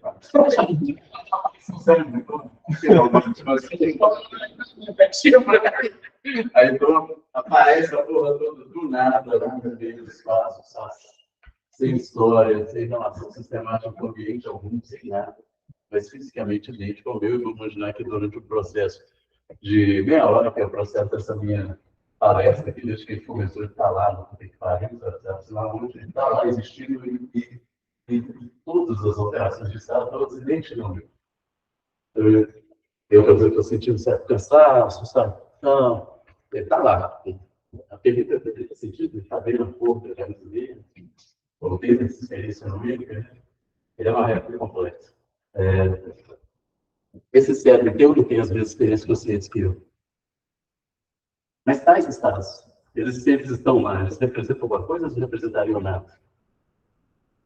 A ideia, e aí você pode voltar, é que seria análogo ao som, né? Elvis Presley visitou Paris, como se ele não fosse emitido por mim, nem por ninguém, nenhuma comunidade linguística qualquer que fala qualquer língua, mas se um vento bateu naquelas dunas, sei lá, nas dunas de Marte, onde ninguém está escutando, ninguém está falando, mas ela vai entrar numa caverninha de Marte, a gente fez uma volta e fez o seguinte barulho: Elvis Presley visitou Paris. A questão toda é a seguinte: o cérebro ele é pensado para o representacionista como veículo. Ele é um veículo representacional. Só que a natureza fenomênica ela é entendida como determinada por aquilo que esse veículo vai representar, ou pelo conteúdo. Agora, se você faz uma réplica do nada dele, porque no exemplo do Platon, por exemplo, se você pega um cérebro e põe numa cuba, esse cérebro é um produto de uma evolução natural. Ele é parte de um organismo vivo. Você tem um cérebro lá. Aí você poderia dizer que ele está fazendo, está representando as coisas que esse bicho teria que representar. E que ele representa as coisas da Terra, sabe? Vermelho, amarelo, azul, sei lá, gosto de framboesa. Agora, esse aí, cara, nunca teve terra para ele. Esse cérebro, é por isso que ele não é simplesmente o cérebro, é um cérebro cósmico. É um cosmic mind, na verdade. Ele não tem história, ele não tem natureza, ele não tem relações sistemáticas com nenhum ambiente. Ele é simplesmente a réplica física do veículo, que a gente entende como veículo. Agora, é engraçado. Se você é um materialista de verdade, e agora vamos fazer metafísica de verdade, sabe? Você acha que as suas experiências elas são realizadas aonde? No seu dedão do pé? Na parede, naquela madeira ali da janela? Ou no seu cérebro? Se eu, por acaso, cortar o seu dedão do pé fora, você ainda pode sentir coceira do dedão? Pode, o famoso fio fantasma. Se eu tirar a janela ali, você ainda pode ver janelas pode, alucinação e tal. Agora, se eu tirar a parte do seu cérebro, você vai ver como? Se eu tirar, sei lá, os fibras você vai sentir dor no pé? Não. É como se eu pudesse abrir o seu cérebro. Em última instância, o que eu for mexer ali ou não, eu vou eliminar ou não determinadas experiências, eu vou criar ou não determinadas experiências. O que ele está dizendo é que eu não estou só mexendo com um produto da história natural, eu estou mexendo com um tanto de matéria. E a propriedade consciente, essa é a tese, é uma propriedade intrínseca da matéria, ou do cérebro, no caso. Então, eles estavam todos errados. Ela é não relacional, essa é a questão. E por que é tão difícil aceitar uma tese dessas? Seria dizer que a qualidade da experiência ela envolve nenhuma propriedade beyond the brain. Né? Por que é tão difícil aceitar isso? Bom, para começar, é claro que se você abre o cérebro de qualquer um, que você não vai ver azul, grosso de viola, você não vê nada disso. As propriedades que a gente usa para descrever tudo aquilo que a neurociência usa para descrever processos neurofisiológicos também envolvem um fenômeno. Parece que está lá. Né? E mais, qualquer tipo de aparato que tenha experiências conscientes que a gente conhece é fruto de uma longa e complexa história natural. Como é de se esperar? Ou vocês acham que cérebro próprio é por aí igual a beterraba selvagem? Não é difícil, sabe? Imagina, é uma longa história natural. Só que essa história ela é uma sucessão muito longa de contingências. A verdade é que o celular não está no meu bolso. Empresta o celular. A título de...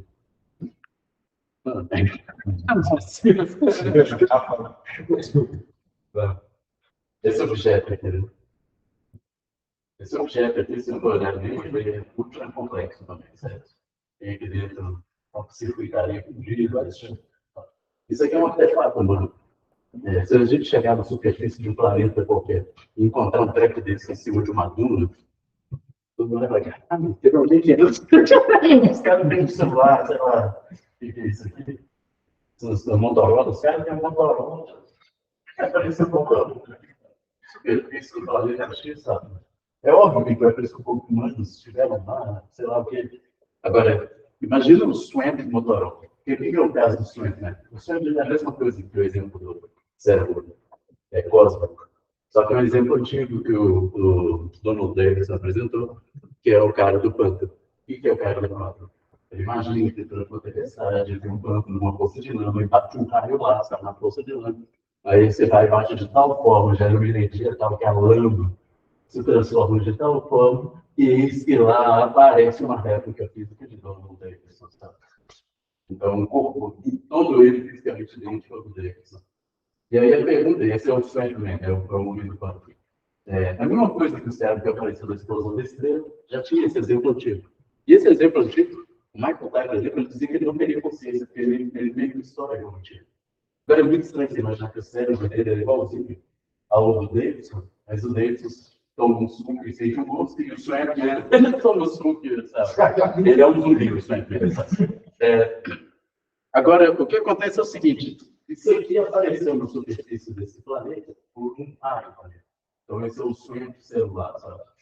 Bateu um raio, moléculas celular igualzinhas do Guilherme na superfície do planeta distante. Essa é uma possibilidade. É claro, é uma coisa ridiculamente improvável. Mas o que está acontecendo aqui? Isso aqui não é necessariamente um produto da arte humana. Sabe? Isso aqui, além de ser um produto da arte humana, e muito improvável já aparecer em forças de lama em qualquer lugar do universo, sabe? Ele é também uma conformação específica de matéria. Agora, tem propriedades que ele tem que são propriedades inerentes à matéria, como, por exemplo, uma certa resistência. Se eu bater aqui no banco, ele quebra o bloco.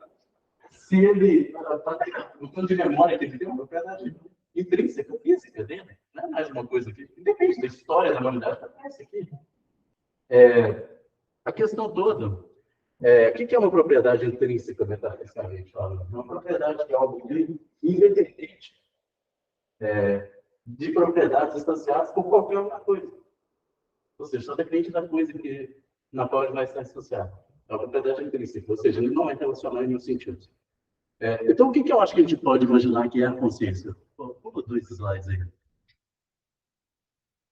Esse eu falei só o começo ali. A consciência, o que ele vai propor, e eu defendo ultimamente, tá, é que elas são propriedades qualitativas, que as propriedades qualitativas pericessórias são, ou seja, vamos responder a pergunta do caráter, né?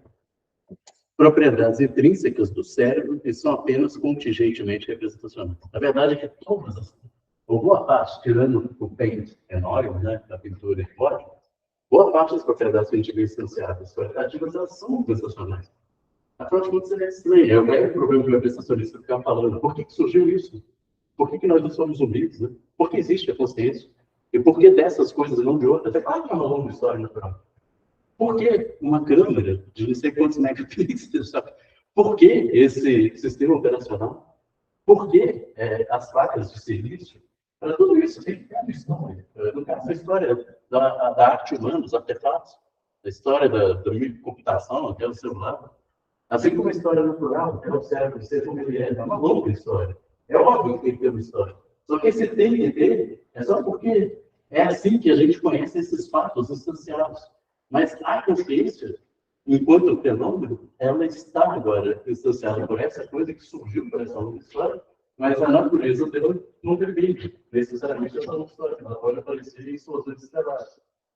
A verdade é que ela é uma propriedade intrínseca da matéria. Matéria que, ao sobre os outros, a forma hipercomplexa que é o nosso cérebro, por uma sucessão de contingências da história. Mas aí você pode imaginar N bifurcações da história natural. Se os sacos não tivessem saído pulando, mas eles resolvessem voltar à água, sabe? Se aquele bicho fizesse... Não, imaginar, toda a história natural é cheia de cis. Mas então, vamos imaginar várias histórias naturais, várias criaturas, conscientes ou não, de diferentes formas. O nosso cérebro é só um desses produtos possíveis de matéria se organizando, que é o que é a história natural, certo? Agora, as propriedades da consciência, no final das contas, são resultado desse longo processo, mas não necessariamente. Pode aparecer durante. O que é, então? Na verdade, para a gente entender o que é a consciência, a gente vai ter que entender o que é essa base material que tem essa propriedade. Daí, esse meu entender que se torna maior para essas teorias atuais da consciência da neurociência, né? As principais são essas duas, que eu não vou falar, a Global Neural Workspace, que é uma filha, né, da GWT, Global Workspace Theory, da teoria de espaço trabalho global, que é o Bernard Barnes, desde os anos 90, mas ela foi desenvolvida. Essa eu acho a melhor teoria. A outra, Integrated Information Theory, principalmente do Tom Long e de outros, é uma teoria muito mais em termos funcionais computacionais. E o que eu acho que vai ficar claro agora é o seguinte, é que havia uma disputa do funcionalismo como uma teoria forte na funcionalmente. O funcionalismo tinha problemas com a consciência. Você imaginava a população da China, que era esse exemplo, né? Que nesse caso, você imaginava técnica funcional sem consciência. Todo o livro, por exemplo, do David Chalmers, The Conscious Mind, o zumbi é isso. É na hora que você vê o limite da explicação em termos funcionais. Parece que você pode ter método funcional sem consciência. Agora, a questão toda é que você vai replicar agora, entendendo a consciência como uma propriedade intrínseca do cérebro, na matéria que está lá, o que precisaria ser replicado é toda uma fila de topologia causal. Ou seja, você precisa de um tanto de matéria que faça a mesma coisa. Não é só função. você vai definir para o seu sistema. Tem que ser toda a função mais fina, porque no final das contas, tudo aquilo que for causamente relevante para produzir o gosto do chocolate vai ter que estar lá, você está entendendo? Então, num certo sentido, é um hiperfuncionalismo. E por que é um hiperfuncionalismo? Porque é isso. Acho que, no final das contas, tudo que eu estou tentando desenvolver ultimamente tem a ver com, na hora que você fala de ser psicanalista, você é o quê mesmo? Qual que é aquela base da física que você está reduzindo tudo? A física não é um plano de matéria, é liquididade. A física é uma distinção estrutural da realidade. Então, você tem uma réplica da parte relevante dessa estrutura que está instanciada no seu cérebro, que faz você sentir gosto de chocolate, vai falar gosto de chocolate. Essas coisas, de fato, não surgem do nada, existe uma longa história natural, assim como celulares, computadores, falsos dias, mas elas podem aparecer e propriedades como elasticidade, a essência dessa causa são intrínsecas, assim como as propriedades conscientes. E todo o elemento é prestacional e puramente contingente. Continua sendo importante, ela de natureza contingente, então nunca vai responder à pergunta metafísica. Por isso que, e agora, qual é essa base física que seria a consciência? Aí eu acho que é a parte que eu vou parar, eu acho que a gente nunca vai conseguir a resposta dele, que é o problema difícil, por um problema de epicentro, de acesso evidencial. O problema agora é que a gente teria que imaginar diferentes formas que isso poderia ser organizado e como isso poderia ou não gerar consciência, e o relato consciente é extremamente falível. Então, um dos lados seria tem. É como se a gente pudesse fazer 1000 robôs, ou 1000 coisas, 1000 formas que a matéria pode assumir, e a gente nunca sabe se aquilo está ou não consciente. A gente não sabe se a lei não tem consciência, os caras ficam se perguntando de insetos. Imagina você juntar matéria. Então, a verdade é que não existe acesso eficiente à resposta metafísica da consciência. O difícil ele respondeu. Mas é como se tivesse mostrado qual a natureza dele, mostrou que é matéria, só que não me veio mostrar qual é a forma da estrutura da matéria, que é a consciência, porque eu acho que isso nunca vai ser respondido. Você pode dizer como ela é realizada aqui. Essas teorias podem mostrar o que é a consciência que o humano tem aqui. Ou, sei lá, os bichos mais próximos da gente, talvez até chegar mais longe. Mas nos animais do planeta Terra, uma hora vai parar e não tem uma resposta geral. É sempre possível aparecer um alienígena com uma coisa completamente diferente, o bicho é consciente. Não é como você que é. Mas é isso, gente. Essa é toda a minha visão dos comentários.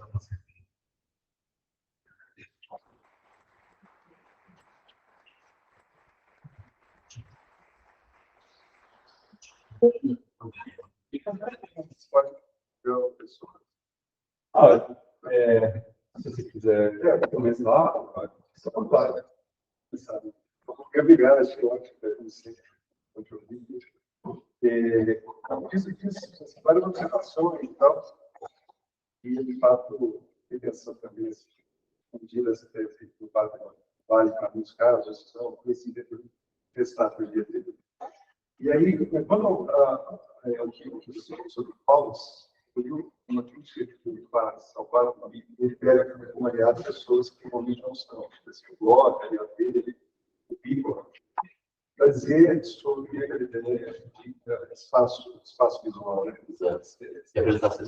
Exatamente. Né? Você chegou a falar nisso. De fato, estou parecendo que é difícil pensar que essas propriedades que se dependem onde se sujeito espaço, sua distância,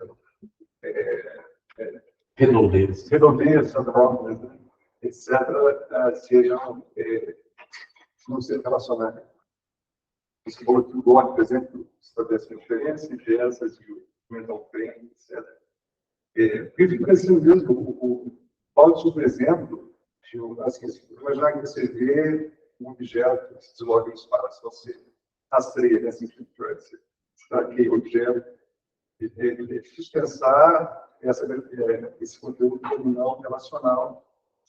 E procurar, você pode pensar em outras representações que não têm essa propriedade. Você ficou falando da dor, por exemplo. A gente pode distanciar do qual perceptível, mas a dor é muito confusa.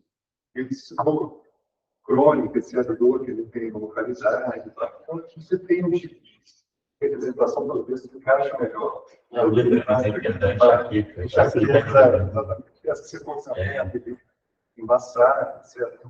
E aqui você tem outro tipo de apresentação, que não é mais egocêntrico, parece, ou pelo menos não depende disso, do espaço. Ela teria um caráter alocêntrico e cultural mais apta a se pensar de forma intrínseca. Eu não estou convencido de que tudo pode ser feito. Mas, enfim, a gente pode falar sobre isso. Um outro ponto que eu acho que Você quer falar isso, não, esse ponto é bom.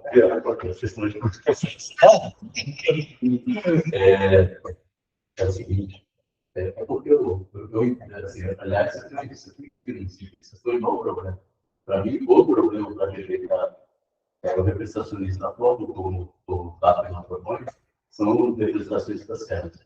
E é exatamente o que está na resposta do crítica que ele faz dentro do Paulo, se escreve. E outros, ele não está sozinho aí. Ele no livro dele, tem um pouco que ele chama o caráter externo, né, necessariamente, essencialmente direcionado certamente, né, da experiência receptiva. Eu vou falar umas coisas agora, talvez a parte mais doida que eu penso. A primeira, tem duas estratégias. Uma delas eu pensei muito recentemente, a outra já tem mais tempo. Uma coisa que eu acho é o seguinte: a noção de espaço, ela está mal compreendida. Não é só... você lembra daquela distinção que o Cérebros fez entre o mundo, o manifesto, a imagem manifesta e a imagem científica? No certo sentido, o mundo, tal como ele existe, e agora a gente está falando de metafísica, o que é composto, ele parece ser de uma natureza muito estranha à nossa imagem manifesta. Ele tem ondas, carga elétrica, uma série de coisas que nem fazem parte do que manifesta. A própria noção de espaço, a partir da relatividade, se a gente for pensar bem, ela é uma relação muito estranha, que não tem nada a ver com o espaço tridimensional, enfim, newtoniano, etc. E essa experiência, ela parece ser de uma outra coisa, que é o mundo manifesto.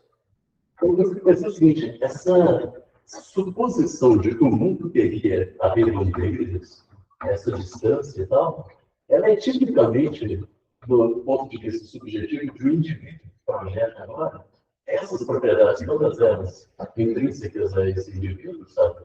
Ao cérebro desse indivíduo, sabe? Com propriedades mundanas. E mais, a gente é essencial. Eu penso bem o próprio mundo, tem por que postular isso? Esse é o primeiro ponto. O segundo ponto que me parece vamos admitir que existem propriedades que estariam diretamente relacionadas e que a nossa experiência, como por exemplo da redondeza ou da distância, da mão direita, que são os exemplos que falam, esse negócio não poderia ser senão aquilo, essencialmente aquela coisa. A única coisa que eu teria a dizer para você é o seguinte: talvez existam tipos, pelo menos, que eu gosto, sabe? Que apesar de serem contingentemente representacionais, que todos são, ele não poderia variar como mentalmente do bloco. Ou seja, parece que ele nunca aceitaria nenhum outro tipo de coisa, senão aquilo que por acaso ele representa. Então, é possível que ele não represente nada, ou ele representa a redondeza. Não é possível que ele represente quadrado, isso não vai dar. Mas ainda assim é contingente que ele represente. Mas nunca é necessário que ele seja representacional, esse é o ponto central. Pelos dois motivos. Primeiro, que eu acho que você está projetando espaço onde não tem, desse jeito, realmente. Espaço fenomênico, ele não é. Aquilo da metafísica que seria a coisa que teria que existir, que seria extremamente direcionado. E o segundo ponto é que, mesmo que haja, não quebra a teoria, só mostra que existe um tipo muito curioso de propriedades fenomênicas que se representa, pode representar uma coisa.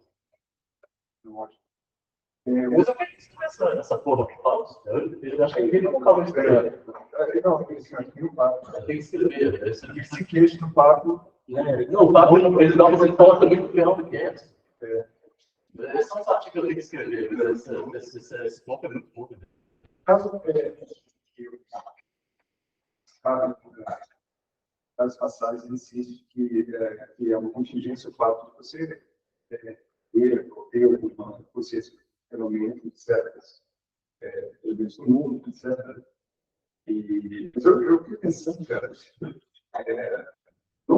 fosse viver ao certo, qual que é o ganho adaptativo da consciência fenômeno?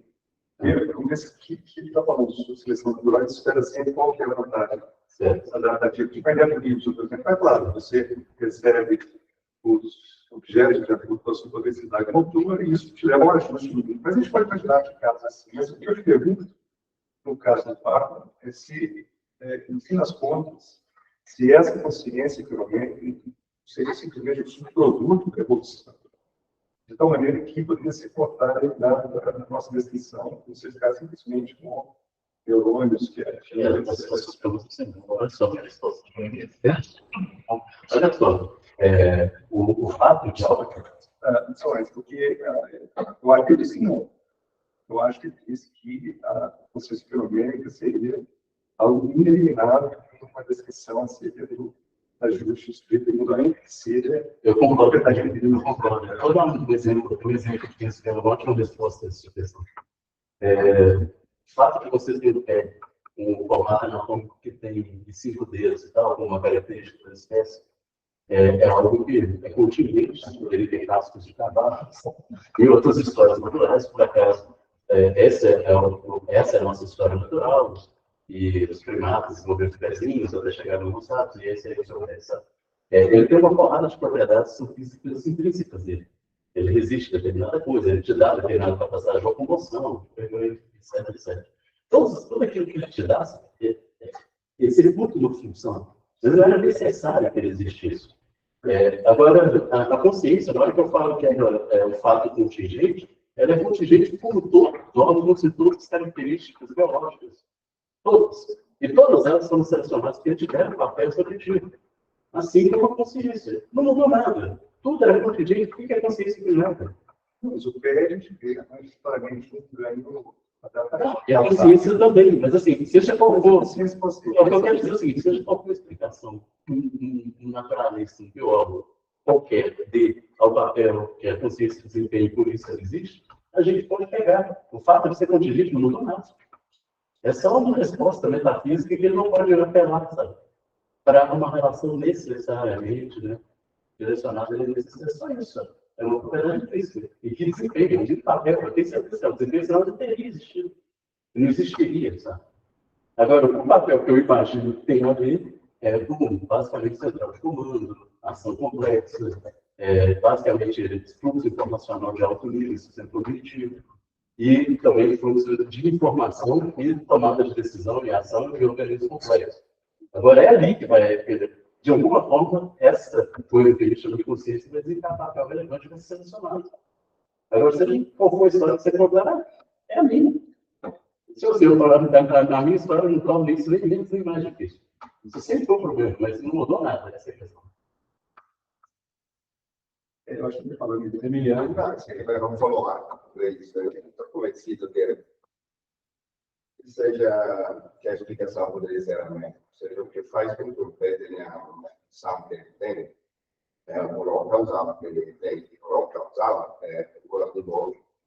E é fundamental que seja o rol do bolo, para ter uma relação. Justamente. Mas se a consciência não tem, não é tanto porque é contingente, mas assim, ela não tem nenhuma função fundamental ou as relações representacionais que o cérebro tem, de fato, qualquer explicação evolutiva deveria funcionar perfeitamente igual, mesmo sem a consciência. Ou seja, se torna totalmente evidente. Pensando o seguinte, o seu pé poderia parecer uma explosão estelar, poderia ter um pé numa curva. Ele pode surgir sem a relação sistemática com o ambiente que você já ouviu falar que conforma o pé para a mulher. É só isso que eu estou falando. É a mesma coisa com a consciência. Agora, é óbvio que a consciência e os pés foram conformados da forma como são no nosso mundo e no nosso corpo com relações causais sistemáticas com o ambiente. É assim que se faz em essa consciência. Agora, o que eu quero dizer, ele poderia aparecer na explosão. Aí, esse pé, ele não tem nenhuma história também, não foi nada, apesar de ter as suas propriedades. A função que o pé tem, de fato, não depende da história evolutiva. A explicação de como surgiu o pé, obviamente, é uma questão. Mas a função, se você trazer o homem do pântano na Terra, todos os órgãos estariam funcionando exatamente da mesma maneira e teriam exatamente a mesma função, mesmo não sendo evolutivo. Mas a consciência, que rol poderia ter? Ou seja, não tem nada a ver com a representação. E a representação é o que a gente usa para explicar o comportamento, o comportamento racional, os desejos, todas as explicações funcionam com a representação. Ele tem essa coisa a mais. Ele parece não ter nenhuma função. Não, essa pergunta, sabe o que eu fico pensando? É o seguinte, é porque a consciência do cérebro, ele envolve uma rede de relações sistemáticas com o ambiente tão ampla para ter desenvolvido exatamente da forma que desenvolveu. Talvez a imagem mais clara é a imaginação daquelas pedras que ficam na beira do mar, e o mar vai batendo, aí a rocha vai em todos de entrada, cheia de aí vamos lá e você fala assim, bom, essas propriedades da rocha parece que essencialmente envolvem o mar, sabe? Como se o mar batendo nela fossem essenciais para a rocha ser como é. Aí vamos imaginar agora que explode uma estrela e surge uma ponta de uma rocha que vai tudo igualzinho, sabe? E ela tem todas as propriedades intrínsecas, só que existe uma história causal de qualquer relação com o mar batendo nela. A questão toda é que é muito estranho, talvez a gente imaginar, que por isso que eu falei de cerne, o que eu estou dizendo é separar propriedade representacional de propriedade consciente. Na hora que eu falo que essas duas elas estão juntas na gente, de forma contingente, isso não é pouca coisa. Elas estão juntas. O fato de ser contingente, na verdade, toda história natural é contingente. É que explica o porquê que a gente experiencia as coisas como a gente experiencia, essa longa história natural e uma relação causal. Mas é como se você estivesse imaginando o seguinte: imagina uma coisa que vai se moldando, igual a pedra que eu falei, por todos os impactos, relações com o mundo, desde uma coisa tipo a célula e o ambiente. E tudo que ela faz e é conformada numa história de bilhões de anos tem a ver com esse mudando. Então, fica parecendo que obviamente é um produto da relação. Só que cada cutucada foi contingente. E toda cutucada conformou algo, que é agora algo, que é uma estrutura física com propriedades intrínsecas. E o que eu estou dizendo é que a consciência é uma propriedade ali dessa natureza, que foi construída no cutuca, mas que ela não é essencialmente representacional. Esse é o ponto. Então, não muda nada a questão do papel da consciência. Eu não sou diferente do seu pé, em termos de história natural. É a mesma coisa. A questão é só por que seria essencial a relação entre propriedade fenomenal e propriedade material ou física, né? A última coisa era física, Não, mas, eu estou aqui para mas, ok, então, a relação particular que tem seria contingente. Quer dizer que podemos ter um peito e um olho totalmente diferente. E se representar um mundo exatamente da mesma forma. Poderia também. Mas que tem qualquer relação, isso é a sua vez contingente, ou seja, poderia ter uma desconexão total, um divórcio absoluto entre fenomenologia e representação, ou tem algo importante na contingente relação. Alguma relação contingente deveria existir, ou é a sua vez contingente que existe uma qualquer relação? Eu gosto de essa sua questão por dele, porque na época eu estava agarrado ali, você precisa desapegar. Eu estava apegado ao representacionismo, que eu estava apegado. A minha proposta para o livro de Patrimônio das Conversas é que, ainda que contingente, ela tivesse que ser representacional. Ainda que contingentemente, cada mundo ela vai representar diferentes coisas. Só que aí vem a radicalidade do cérebro cósmico. Por isso que eu gosto do cérebro cósmico. O cérebro cósmico, ele é aquele sem história. Na verdade, ele é a réplica física sem nenhuma. Não há, porque a gente sabe todas as teorias da representação, todas, pode pensar qualquer uma na telesemântica, o que for, todas elas vão existir um histórico causal de relações com o ambiente, de algum tipo. O que eu estou te dando é um tanto de matéria, é uma criatura sem história, que é o experimento também. A criatura sem história, ela é a réplica física sem nenhuma história. Então, é como se na hora que você for determinar um conteúdo, ele só calha de ser uma criatura, digamos que o que apareceu na Cuba não é só o cérebro, mas é o corpo todo, não dá para ficar mais. O corpinho, Marco Aurélio apareceu na Cuba, no espaço. E esse, sei lá, como foi jogado no planeta Terra. Aí essas criaturas sem história, que na verdade não faz parte de nenhuma filogenia, nem nada, sabe? Simplesmente uma réplica física. Ele calhou de estar estranhamente adaptado a esse ambiente. É como se ele calhasse de ser igualzinho à pedra que está naquele mar, e ele encaixa ali perfeitamente, sabe? Sem nenhuma história. A questão é que todas as propriedades físicas dele é só porque é altamente improvável, assim como os celulares desaparecem do nada, cérebros e macorecos também não. Mas em termos metafísicos, há a possibilidade. E essa possibilidade mostra que uma série de propriedades, apesar de emergirem ou só surgirem de relações sistemáticas, causais, etc., com o ambiente, elas não são propriedades relativas, essencialmente. Elas são um fruto causal desse processo, um fruto contingente, que são propriedades intrínsecas dessa matéria conformada por essa nova história, sabe? Eu acho que é consciência isso, essa é a questão. Só mais um ponto aqui, Marco. Então, Fábio, é possível pensar em casos de espectro invertidos que estão tendo. Então, Não posso ver. então assim, tudo isso que eu objeto, na verdade, Você tem que é curioso, o espectro invertido, você vai ter que mudar a análise física. Exato. Mas vamos pegar um caso mais simples aqui. Tem uma vegetação que é sustentada por gênero. Quando você pensa, por exemplo, nas crenças perceptivas, elas se baseiam nessas experiências sensoriais. Você diria que o papo abre mão, por exemplo, de uma ideia de acurácia das crenças perceptivas e pense mais como sucesso de um ajuste. É difícil pensar como que as crenças perceptivas poderiam ser acuradas. Não qual é a despertar. O papo é mais old school, ele pensa em termos de acurácia. Ele é tão old school que para ele pode falar de truth condition. Apesar de ele saber que é mental-like representation, essas coisas. Mas é porque ele acha essa discussão irrelevante. Então, para ele, o negócio é algo que é passível de simplesmente ter ou não como satisfação. Você poderia falar de acurácia, enfim, qualquer tempo que não seja verdade, porque você acha que só se pensa em fazer verdade, sabe? Mas o fato é que esses nossos estados, boa parte deles, consciência, são representacionais. Eles são contingentes, talvez eles são. Essa característica que faz com que eles sirvam, por exemplo, para guiar as sensações do mundo, né? Que quando são seletivas, etc., eles servem a algo. E tudo isso continua da mesma forma. A questão tem a ver com a natureza metafísica da coisa. Você poderia reproduzir sem isso, só isso. Agora, obviamente que nesse mundo ele surgiu com funções representacionais.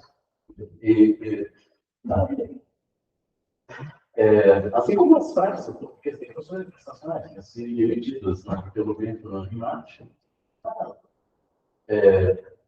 Mas eu acho que a sua questão fala, se você quer pensar em termos de acoplamento, se é isso, sabe? Não. Você não muda nada. O caráter contingente não muda nada. Essa discussão metafísica, talvez, ela tenha uma importância muito menor que o corpo está imaginando. No final das contas, na hora que você diz isso, você não... Aí você volta a falar, vamos falar da gente, da Terra, do que a gente está fazendo, e das consciências que de fato a gente conhece. Mas é porque a resposta é uma pergunta muito radical, a pergunta metafísica que é consciência. Essa pergunta a gente vai ter que entrar nessa viagem. Agora, uma última observação assim, sobre o slide, você põe algumas teorias da neurociência que podem explicar, etc. Aí eu fica um pouco sugestão. Por que não um claro do cérebro cognitivo? Sim. Vai ao encontro disso, olha só, a ideia é que o cérebro cria movimentos, estão intrinsecamente ligados aos sinais que eu acho que você acha que não encaixa? Não, eu acho que a teoria do processamento preditivo, ela é, na minha opinião, uma discussão formal. E como eu estou dizendo que é uma propriedade intrínseca da matéria, precisaria que você tenha como isso está realizado em sistemas científicos reais, para ver se energia. Eu acredito que é essencialmente funcional isso. Você precisaria casar que é exatamente o que tinha lidado no caso. E aí ele faz empate. E eu acho que mal feito. E a outra, A outra, e essa então que se faz. Essa aí que ela seja a chave metodológica para descobrir a base material do cérebro, ainda precisa de tudo isso. Então, a teoria evolutiva, no princípio, para mim, ela tem um candidato da teoria evolutiva. Marco, eu queria te perguntar uma coisa mais básica, eu acho. Na explicação, na definição que você deu de representacionismo, o que é o relato dessa relação? Uma relação É o estado possível do mundo. o estado possível do mundo? Exato. Eu sei que isso é. E essa crítica do Papo Novo é uma crítica que eu acho que está certa também, eu já pensei em desenvolver. Porque ele seria. No caso do elefante rosa, por exemplo? Mas não todas as propriedades não instanciadas, são universais, né? Mas o fora desses universais não instanciados é que eles não poderiam ter o poder causal. Eles não poderiam ter o poder causal relevante. Porque, por exemplo, um objeto que está frente amarelo, ele tem o poder causal para determinar a experiência de determinado jeito. Agora, você no seu. Imagine que você pode mudar o mundo, igual o terra invertido.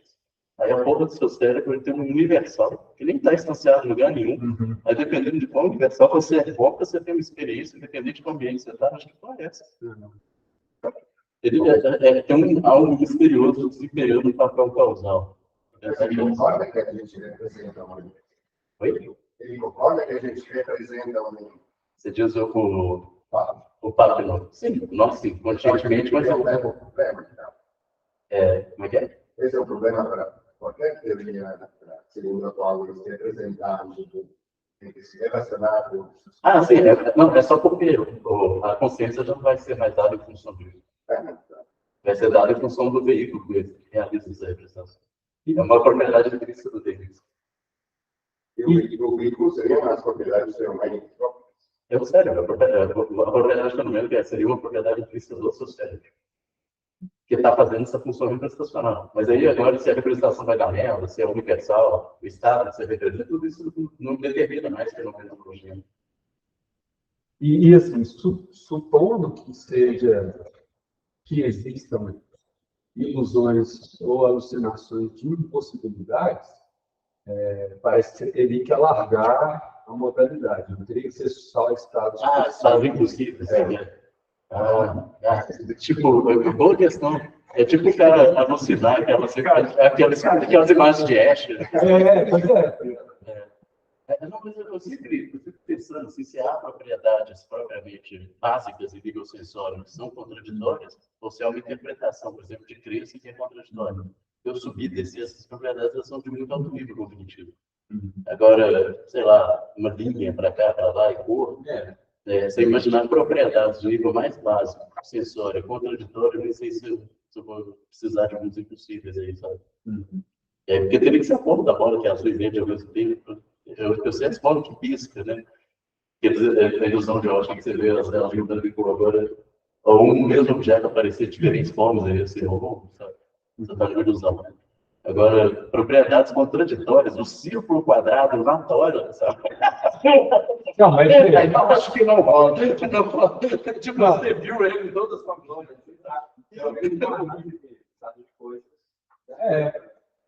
Não duvido. Talvez eles tenham que ampliar qual é o conjunto aí das coisas do universo modal relevante. Né? Mas, para mim, pouco importa. Isso nem determina mais cronologia. Se eu sei agora, tentando mostrar conteúdo de representação piracema, né? A representação piracema. Mais alguma... Alguém quer fazer mais alguma pergunta? Eu acho que eu vou na linha da sua pergunta. Eu fiquei muito interessado, além dos atos da consciência, em um conteúdo específico, os conteúdos alucinógenos. E se tem algum modo de fazer a distinção do conteúdo alucinógeno do próprio objeto técnico, em relação ao objeto da alucinação. Porque parece que não. Assim, por definição, a alucinação de objeto. Eu tenho objeto só no corpo dele. Então não teria relação de porque propriedades. Não teria, a alucinação não teria propriedades. Não tem. Ela é um estado cerebral. Só como estado cerebral. Como sim. Um dos problemas maiores que o prestacionista tinha com A experiência alucinatória é exatamente o fato de eles entenderem, a partir de um determinado momento, que o conteúdo ele era particular, singular, ele envolvia objetos. Esse objeto ele era representado e na alucinação não existia. Então, eles passaram a defender diferentes teorias que eles chamam de destrutivismo de conteúdo. Então, isso começou a ficar meio feio. Quando era conteúdo geral, era você verificar.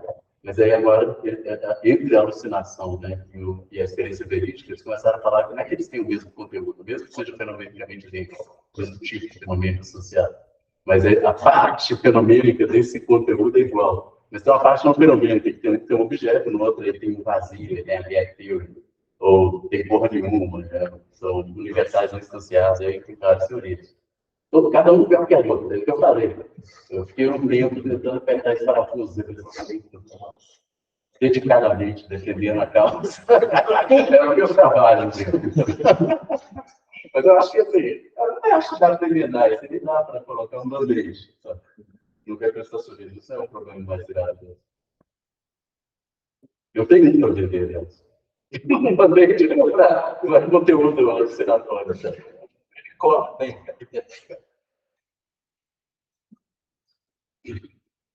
Fala.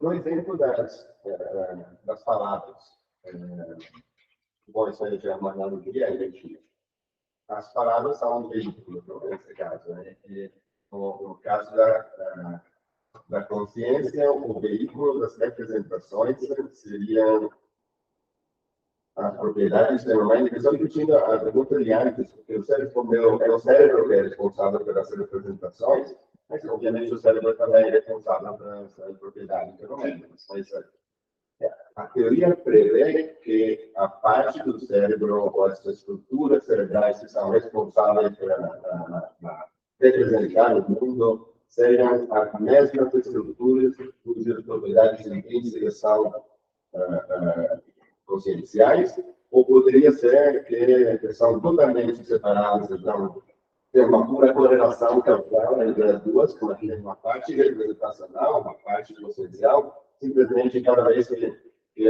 a parte representacional está funcionando, fazendo a função pela frente, a outra dispara com essas propriedades intrínsecas. Não, acho que essa seria uma teoria horrível, porque se abriria espaço fácil, assim, para um zumbi. Porque a verdade é que a pessoa tem qualquer função, o motivo que ela desenvolveu é que ela tem função institucional. A questão toda, certamente, todo estado cerebral associado a qualquer experiência consciente está associado também a experiência a propriedades representacionais. Por isso é favorito naturalmente, etc. Ou seja, o representacionismo não está falando uma coisa totalmente errada. Ele está uma tese errada sobre a pesquisa consciente. Mas, obviamente, o veículo é o mesmo, o estado cerebral.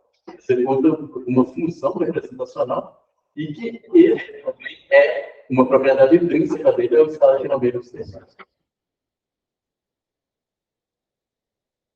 Beleza, pessoal? Então, agradecer mais uma vez ao nosso colega, Daniel Deluca.